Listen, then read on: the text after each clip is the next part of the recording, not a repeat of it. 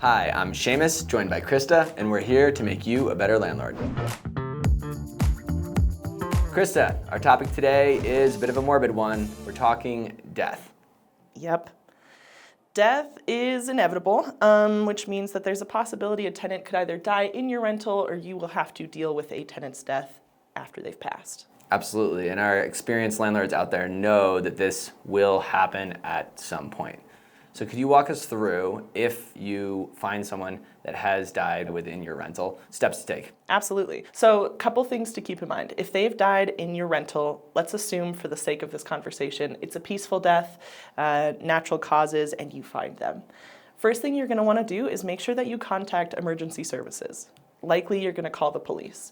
You need someone to go in, validate the scene, and otherwise make sure that things are as okay as possible before moving through the actual process of dealing with the tenant's death in regards to your lease. What's going to happen after the authorities show up and they move the individual? So at that point, they'll probably give you some information regarding what to do next. So ideally, you're going to contact either the person's emergency contact, or if they have a next of kin, whoever you can reach out to for that individual should be contacted as soon as possible once the authorities give the all clear. When they do that, you set up the line of communication with them. Remember to be very compassionate. They are going through something tough, right? It's your tenant, but that's their brother, sister, best friend, etc. And they're going to have to make a lot of difficult decisions in a short time frame. So having empathy and compassion is the way to go. Yeah, and while dealing with this situation is top of your priority as a landlord, it's definitely not going to be the next of kin's top of priority in terms of dealing with their outstanding lease. Exactly. It's also a really good reminder to make sure that you know who that emergency contact is. It's something that you should collect from an application standpoint, but it's also, if you're doing a lease renewal, worth just bringing back up, make sure that you know who you would contact in this sort of situation. Because once you're in the situation, you don't want to have to be scrambling around trying to find details, because you want to get things taken care of as soon as possible. So once you've established the next of kin, you want to be sure that you get some kind of official documentation regarding the tenant's death. Even if you laid eyes on them yourself, you'll want something for your records to indicate that they've passed. So a certificate of death in conjunction with an obituary, but you really want something official so you can put it in your documentation just in case anything comes up down the line. Because it's that official document that'll actually serve as proof that the lease is being terminated. Exactly. And whether they have a month-to-month lease or a longer-term lease, that certificate of death is where things kick off and start to transition into the next phase of taking care of the situation. So if it's a month-to-month lease, typically the death notice serves as the 30-day notice, meaning at that point they'll be absolved from the lease. If it's a longer-term lease, it gets a little bit more complicated because you'll have to work with the next of kin, which I'll tell you about as we move through this process. So you've gotten your death certificate. At this point, the tenant's property is still in the unit. Yeah. What do you do? That's a great question. Yeah, are you able to touch it, move it? And then obviously there's the aspect of how do you take back control of this unit and secure the property? So what are those steps that you should take? So first, what you're going to want to do, assess the situation, right? So let's say that this tenant lived alone. That means that you could go ahead and change the locks. Okay. I would recommend doing so just so that you keep everything as secure as possible, because you are still in charge of that tenant's belongings, more or less, until you get them over to the next of kin. So typically what that looks like, the next of kin or the estate will go through the actual unit and remove everything. They should be taking everything, not just the things that they want. If there are items left behind, check your local state laws. After a certain period of time, that will be considered abandoned property, and you can then dispose of it, sell it, etc. But there are specific rules regarding keeping the money from abandoned property sales, so really make sure you do your research before you put anything out on the market. Is it worth having the next of kin, if they come in and take things they want and then there's some things they leave behind, to have them just sign a statement saying that that they've already gone through the process and everything else can be disposed of? I would say yes. Documentation is always going to be your friend as a landlord, so anything you can do to prove that you had a conversation, that everybody was on the same page, is worthwhile. What if there are belongings outside of the property, like a car or within maybe an external storage unit that you also own, right? It was part of the lease, or even like pets? Yeah, so definitely gets more complicated the more items that are in the mix. But I would say when you first talk to the next of kin and they're coming to reclaim property, give them a full list of all of the storage options or anything that you know the tenant has outside of the property. So for example, you can look at the lease and see what kind of cars they put on there. Yep. You can then give them that information. It's a Toyota whatever with this XYZ. Same thing with pets. You want to let them know, here's who was on the lease, please take care of them, whatever that might look like for you guys. But by doing that and listing it out, you give them the best chance to address every single point and not discover years down the line that they had missed something they would have liked to have. But at that point, you can get the tenant's belongings out, go through, clean, do whatever you need to make sure that the unit is habitable again. You are able to use a security deposit in these cases, but remember that you would use it in the same way that you would use a security deposit in any other circumstance. Okay. Keep itemized receipts. If there's damage that needs to be addressed, address that. If there's unpaid rent, you can use the security deposit to fulfill those needs. And you'll want to make sure that you send out a notice applying with the same time frame that you normally would of what was deducted from the security deposit to the next of kin or the estate, because technically that is still the tenant's money even if they've passed. If there's more damages outside of what the security deposit covered, it's going to be a sticky situation. You'll most likely have to pursue the estate. Okay. Again, this is a situation where compassion and empathy are going to be everything. So if there's something that you could do to ease that transition, if you know contractors or other folks who can give you a good deal on the work that needs to be done without sacrificing the quality, highly, highly recommend getting them in the mix so you're not trying to chase down someone who's just lost a person in their life who's important to them for this money. Yeah, and I think that just to highlight the importance of quickly establishing a good, compassionate, as you said, respectful relationship with the next of kin is going to give you the best opportunity to get over some of these speed bumps that you're going to hit along the way.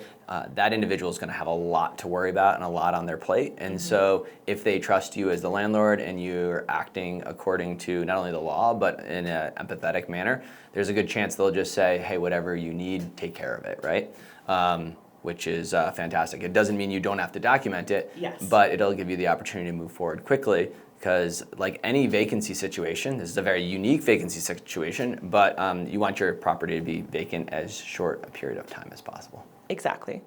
And there are going to be other situations that will factor into how long this process takes. So for example, let's say that your tenant lived with roommates and they're not related, they're not the next of kin. Then you'll want to be sure you have a conversation with them. They might need some time to figure out how to make sure that the rent is paid every month. You know, if they were all splitting it, that might be a conversation amongst themselves. And be sure to let them know not to touch the deceased person's things until the next of kin or their estate can come in and clear it out. But they will still be responsible for paying the rent because they are all still on the lease. So tread carefully, be compassionate, but be sure you let them know the expectations as you move through this event. That makes sense. And I think the big takeaway there, right, is that if there are roommates, just because they're roommates and they're all on the lease together, it doesn't mean any of those roommates are next of kin. Yes. So while they're responsible for paying the rent, they're not to go through the property of your deceased tenant, right? Yes, absolutely. In fact, that could lead to a lawsuit, which is a further complication in an already sad and complicated situation. If you can lock up that room, for example, that might be a nice way to just further secure the property.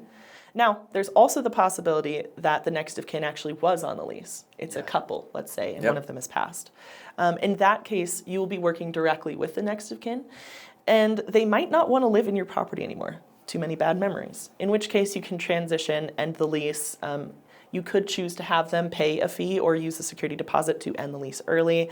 If you have the flexibility in your business, maybe I'm too soft-hearted, but I would recommend not doing that because they've just lost someone and have a lot of other fees to pay. But don't take it personally if they can't stay in your rental anymore. Yeah, that makes sense. And if they don't want to stay in your rental or they can't, as in the income to actually afford the rental was a combined income, you're really better off, in my opinion, letting them out at least so you can find a tenant and go through the screening process again to find tenants for a lease that can actually afford the rent. It's not valuable to have anyone living in the property that can't afford to pay rent, right? It just creates complications. Absolutely. Okay, so we kicked this off saying we're going to talk about the peaceful situation where someone dies. What happens if there's actually an investigation at the property? So that is going to be pretty different, at least in the beginning stages. Okay. So you'll want to make sure that you're working with authorities. They might need to quarantine the property off. They might need access to the property. There could be damages caused by the police. So really be mindful and pay attention as you move through. But let them do their investigation, let it run its course. Once they give you the go-ahead that the property is clear, that either the next of kin can come in or you can have folks start to move the property out if a proper amount of time has passed where it's abandoned property, then you can move on to the next steps. Gotcha. But really the main thing you need to do is cooperate with whatever investigation's going on. Don't interfere, don't break in, because you're just gonna make things worse. In the case a situation like this happened, are there insurances, like landlord insurance? Is that something that you can lean on to help cover some of these funds? Yeah, I think depending on your policy, you could have some stuff in there that helps. From what I know about landlord insurance, there aren't specific clauses regarding tenant death, but there are often clauses about recovering rent that's unpaid. Yeah. Where I might suggest looking is at your renter's insurance policy. If you mandate that tenants have to have renter's insurance in order to live on your property, there could be a clause in their policy that helps out in the case that they pass and there's damage or there's other things going on, which could help the situation. So be really mindful of everybody's insurance policies at play when you move through this kind of situation. Yeah, and there's lots that you'll actually kind of be waiting on as the landlord in this situation, whether it's the authorities, whether it's the next of kin. Things that you can do though, like you said, check those policies, make sure you're up to date on what your lease says and what opportunities or options you may have from an insurance standpoint. Exactly. Now, one thing I want to ask you as a pop quiz. Yes. What is something that people don't have enough of in their lease when it comes to their tenants dying? They don't have enough of? Not enough of it. Probably clarity in language. You're so right. So really, when you have your lease agreement, you want to be thinking of all the worst case scenarios, everything that you can to make sure it's a beefy document that serves you and your tenant equally. With that, you can have language in there dictating that should a tenant pass away while the lease is in play, it ends with their passing, meaning that that would absolve their next of kin or estate from continuing to pay for the rent after the person passes. That's a really kind thing to do if you can swing it. Additionally, you can outline kind of what a communication timeline would be to reach out to the next kin. And it's a good spot to also make sure you're getting that information for their emergency contact. So have language in your lease speaking to this kind of situation, and it will really help if you ever actually end up suffering through it. Yeah, and I think not only does it help in terms of absolving the lease for that next of kin, but it also helps you in having a clear path to getting to your next vacancy and therefore your next tenant. Because at the end of the day, that is priority for your business specifically, right? To get to the point where you can rent it out again and start reaping the rewards of this investment that you've made. Exactly. Well, thank you very much. I know it's a morbid topic, but being prepared and educated going into it will help our landlords a ton. If you've gone through experiences like this with tenants or have additional questions, please leave us a comment. We'd love to respond. And don't forget to subscribe.